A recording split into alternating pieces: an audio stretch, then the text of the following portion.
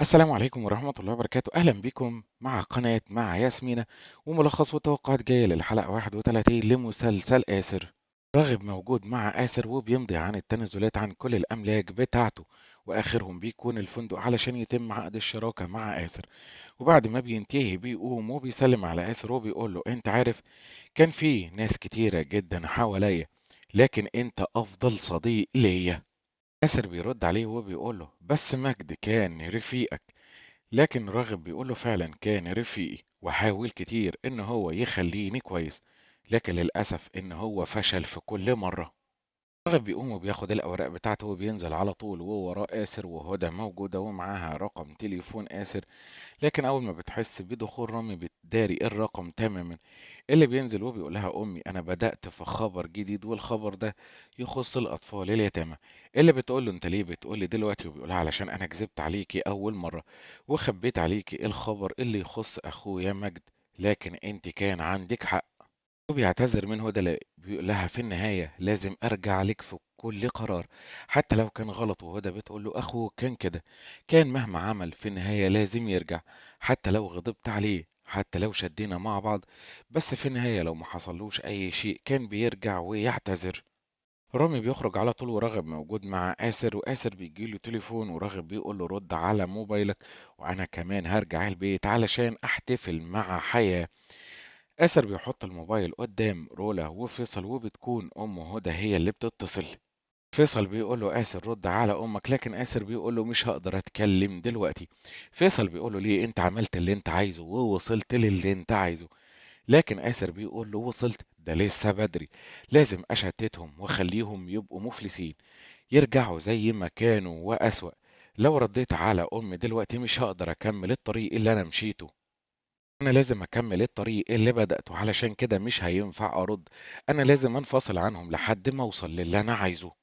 عزت لسه منتظر ناي قدام البيت لحد الليل ما بيليل، وبياخد العربية بتاعته وبيمشي. وناي موجودة في غرفتها وبتكتب المذكرات بتاعتها.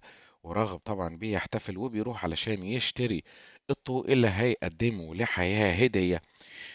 أسر بيطلع على طول وبيروح على المقابر وبيلاقي أمين واقف قدام قبر مجد ابنه وبيتكلم معاه. ياسر بيدخل على أمين وبيقول له سألت عليك وقالوا إن أنت موجود هنا. وأمين بيقول له طبعا باجي هنا كل يوم بدون ما حد يعرف. آسر بيقول له ليه؟ وبيقول له علشان أتكلم مع مجد ابني وأقول له إننا بخير، وأطمنه كمان على أمه اللي هقول له إن هي حالها كويس، وهي أشد واحدة موجودة فينا وقادرة إن هي تكمل. أنا عارف إن هو غصب عنك، ولو كان بإيدك أكيد كنت هتسيب العالم كله وتيجي علشان تطمنها عليك، لكن أمك بخير.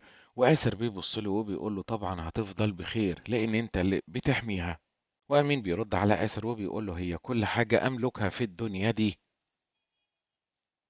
أمين بيبكي وبيتكلم مع مجد اللي بيقول له اوعى تكون زعلان من أخوك رامي، هو غضبان جدا علشان أنت سبته وحاسس إن هو ملوش حيلة، لكن في النهاية هو بيحبك. وآسر بيقول له وانت حاسس بايه؟ وهنا امين بيقعد على القبر وبيقول له ابني انا تعبان جدا وحالتي سيئة جدا من غير ابني. اليوم اللي مشي فيه مش قادر انساه، وهما بيركبوه في العربية قدامي وهو بيبص عليا، لكن ماليش اي حيلة ان انا امنعه من الطريق اللي هو رايحه. آسر بيحط ايده على امين اللي بيقول له اعتبرني مجد واتكلم معايا كأني ابنك يا بابا.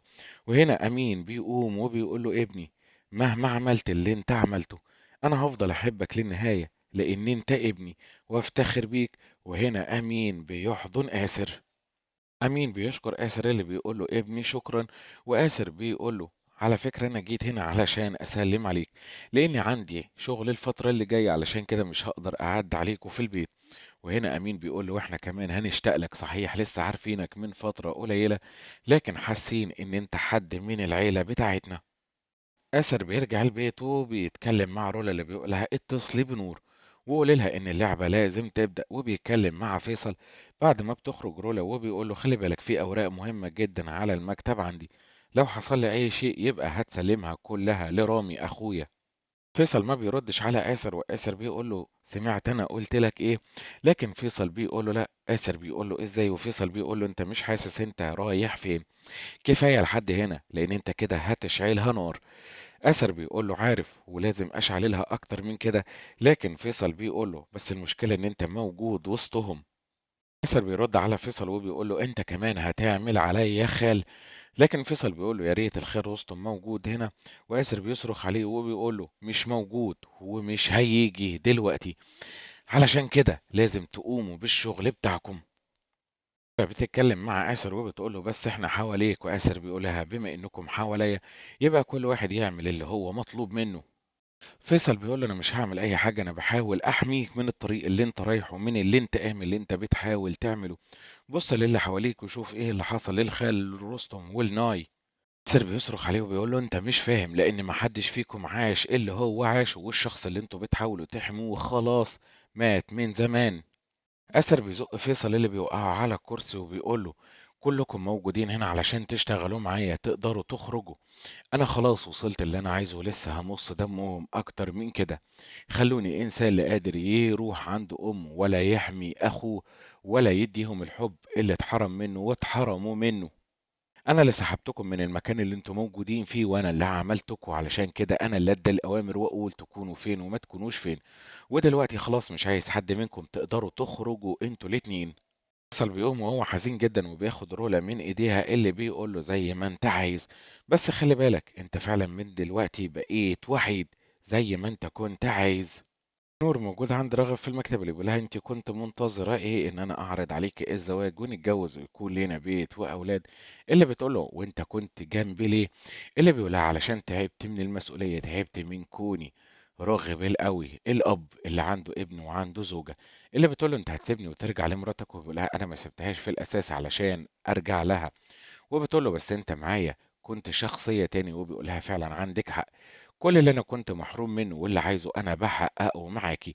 لكن خلاص الامور انتهت. نايمة موجودة في غرفتها وبتجيلها رسالة اللي بتقولها اخرجي على الباب. وهنا بتخرج وبتلاقي ورقة محطوطة على الباب وفيها عنوان مطعم، اللي بتعتقد ان آسر هو اللي عازمها على العشاء. نور بتخرج من عند راغب وهي متضايقة، وهنا بيقابلها جابر اللي بيقولها على فكرة راغب اشترى طوق هدية لحياة.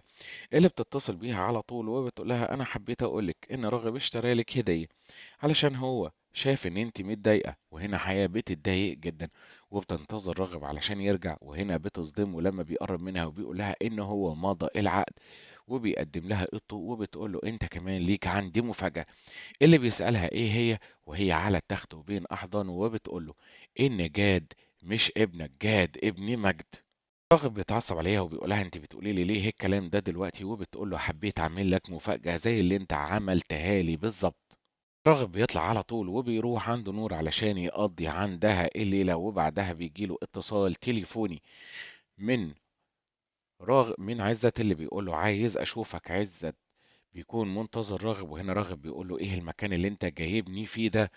وهنا عزت على طول بيضربه بالقلم وبيقول له انت انسان خاين وغدار. وبيقول له انا هموتك، لكن بيقول له مش هتقدر، وبيقول له فعلا عندك حق انا مش هقدر، لكن اللي هيموتك ده. وبيتفاجئ ان غازي موجود قدامه. راغب بيقول له مش على اساس ان انت موتته. عزت بيقابل ناي، وهنا بتصدمه وبترفض الحب بتاعه اللي بيرجع على البيت وهو متعصب جدا. وبيجيب واحد من الرجاله بتاعته اللي بيقول له عايزك تشوف التلاتة دول رولا وفيصل وآسر، لازم التلاتة دول يموتوا وفي أسرع وقت، وما تجيبش سيرة لجابر عن الأمر ده. آسر بيكون خد ناي بعد ما تعبت في المطعم ووداها على البيت عنده. وهنا بيتفاجئ إن في ناس بتقتحم البيت بتاعه، وأشخاص كمان موجودين حوالين رولا، وشخص كمان موجود حوالين فيصل اللي بيطلق الرصاص على فيصل. وجابر بينقذ رولا في اللحظة الأخيرة، وآسر بيقدر إن هو ينقذ نفسه. والمواجهة ما بين راغب وغازي لسه مستمرة، مين فيهم اللي هيضرب التاني بالرصاص أو هيتفقوا على إيه؟ ده اللي هتعرفوه معنا في الأحداث اللي جاية. تابعونا باشتراك في القناة ولايك للفيديو، والسلام عليكم ورحمة الله وبركاته.